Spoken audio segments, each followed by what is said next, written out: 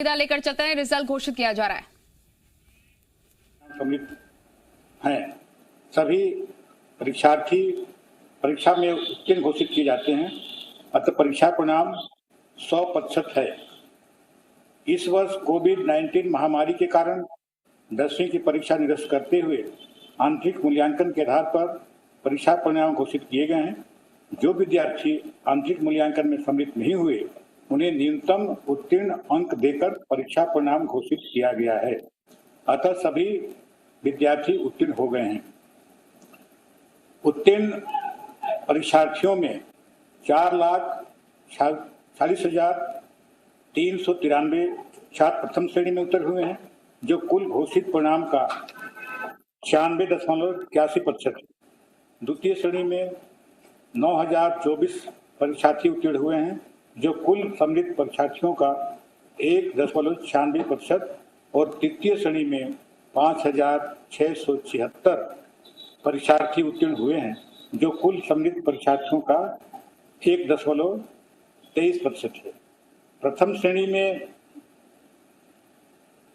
95.66%, द्वितीय श्रेणी में 2.65% और तृतीय श्रेणी में 1.68% बालक उत्तीर्ण हुए हैं।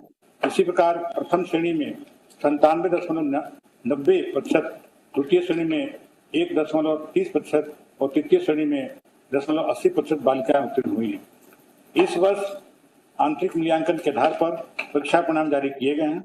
अतः मंडल द्वारा इस वर्ष प्रवीण सूची जारी नहीं करने का निर्णय लिया गया है। अतः प्रवीण सूची जारी नहीं की गई है। इसके अतिरिक्त पुनर्गणना और पूर्ण मूल्यांकन का प्रावधान भी इस वर्ष परीक्षा में समाप्त किया गया है। जो परीक्षार्थी अपने परीक्षा परिणाम से असंतुष्ट होंगे उन्हें आगामी परीक्षा में श्रेणी सुधार हेतु सम्मिलित की पात्रता होगी। परीक्षा परिणाम जारी करने में सहयोग करने के लिए सभी अधिकारियों कर्मचारियों को धन्यवाद ज्ञापित किया जाता है। परीक्षा परिणाम घोषित करते हुए वीडियो कॉन्फ्रेंसिंग से जुड़े सभी माननीय मंडल सदस्यों, समस्त पत्रकार बंधुओं का भी बहुत बहुत धन्यवाद। समस्त परीक्षार्थियों को बहुत बहुत बधाई। उज्जवल भविष्य की कामना करता हूँ।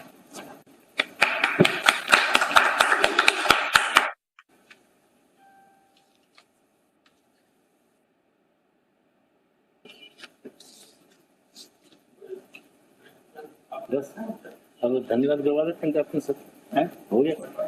धन्यवाद। सत्यप्रकाश हमारी रिपोर्टर लगातार हमारे साथ जुड़े हुए हैं। सत्यप्रकाश, रिजल्ट जारी हो चुका है, सभी स्टूडेंट्स पास हो गए हैं, लेकिन अगर कुछ स्टूडेंट्स सेटिस्फाई नहीं होते हैं मार्क्स से तो फिर आने वाले वक्त में वो एग्जाम दे सकते हैं।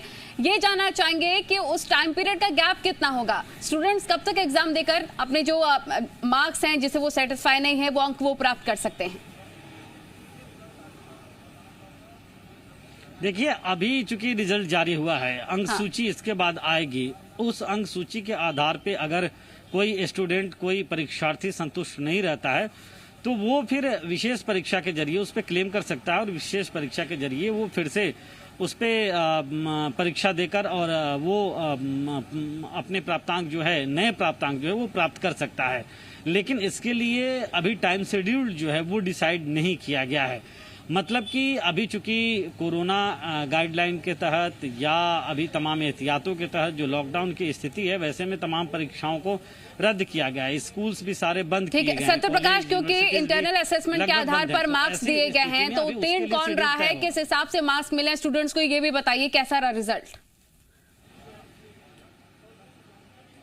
देखिए, चूंकि कोरोना काल को देखते हुए बोर्ड की परीक्षाएं नहीं हो पाई, 10वीं बोर्ड की परीक्षा नहीं हुई, लेकिन 10वीं से 11वीं में चूंकि सेशन गैप नहीं हुआ इसलिए बच्चों को प्रमोट किसी न किसी तरह से करना था। इसलिए जो असेसमेंट है उसके आधार पे बच्चों को मार्क्स दिए गए, नंबर दिए गए और इसीलिए अभी जो रिजल्ट जारी किया गया उसमें सभी 100% बच्चों को पास कराया गया है। मतलब कि वो अगली क्लास के लिए 11वीं के लिए प्रमोट हो गए हैं।